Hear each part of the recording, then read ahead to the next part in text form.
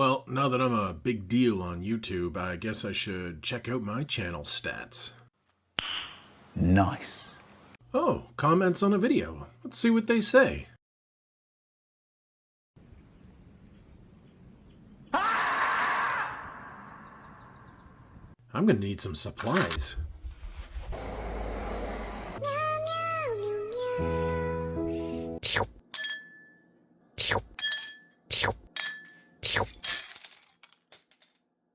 Okay, things got a little hectic down here, and it was in like August of 2023, so like over a year ago in real life, so I may not be remembering everything exactly, but now that I've got this giant pile of sticks, let's see what I can remember.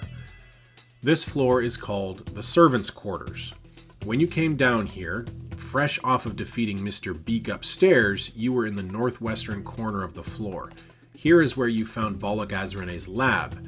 As a reminder, here's Volok on a stick. Volok had a servant named Borbo. Borbo was a goblin who had been promised immortality from Volok, but Volok was a sneaky trickster trowel. Volok used a machine to extract Borbo's soul and place it in a soul gem, and then he placed that soul gem in Mr. Beak. Therefore, Mr. Beak is Borbo, and Borbo is Mr. Beak. Mr. Borbo, Beak, Borbo. Anyway, Borbo mentioned how vain and cruel Volok was.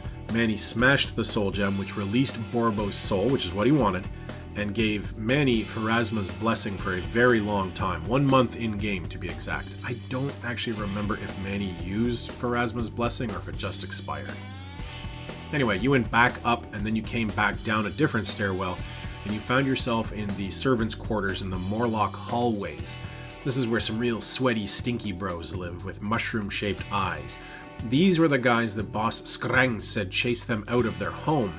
They were like shooting garbage at you with garbage crossbows, but most of them weren't a big challenge.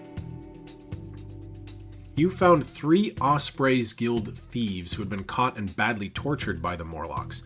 These were the guys who owned the boat that you had found up in the river or the floor above. They'd come here to loot on behalf of the Osprey thieves, who were led unofficially by Yin Yasmera. There was a 4th thief with them, but he had been dragged over to this section and sacrificed by the Morlocks to a shrine of the Ghost Queen. In retrospect, the Ghost Queen was really a crude representation of Belcora. Now, up here you found a hallway that was really friggin' dangerous. In this hallway there were 5 little dioramas that showed different ways that Absalom was being destroyed. One of them was being destroyed by a tsunami, one by being on fire, one was an earthquake, one was a monster attack, and one showed an undead horde overwhelming the city.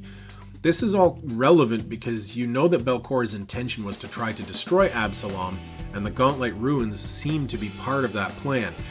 In my notes it says that Olivia got hit with the Apocalypse Beam and got knocked out or almost killed by it, which is pretty awesome because I think that was the first time one of you actually fully went down. Anyway, in the upper corner here there was a spider dude in this back room, and he was protecting a little model of Absalom. He wanted some food, you gave him some, then you killed him. Now in the southwest you met a Morlock named Growlgust. I admit I'm having a bit of trouble remembering what the resolution was to Growlgust, but knowing you guys and seeing that in Foundry his token has no hit points, I think I can guess what happened to him.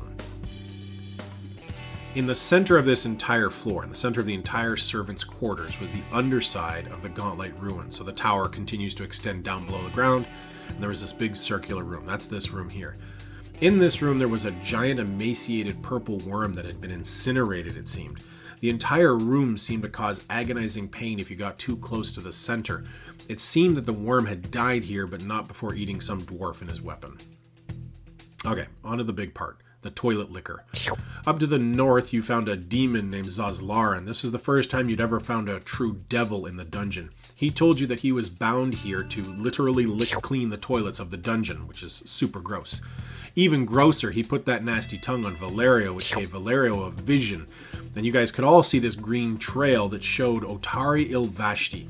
It looked like Otari had become trapped in the dungeon, grievously wounded from the battle he'd had with Belcora. He'd crept out of the bathroom and crawled to a secret door and fled deeper into the dungeon, but he ended up dying a few floors further down. He was like a green ghost at this point. Zazlaran was also the first time you'd heard mention of a contractual obligation from a demon or a devil, which would become a theme in this dungeon. So at this point, you had understood from the stories that Otari had died fighting Belcora, which, while true, it seemed like the real truth of the matter was that he had survived the initial battle, but was mortally wounded and crawled down here to rest, and then died from his wounds later on further into the dungeon.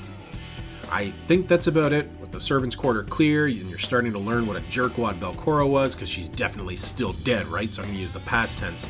You went down another floor.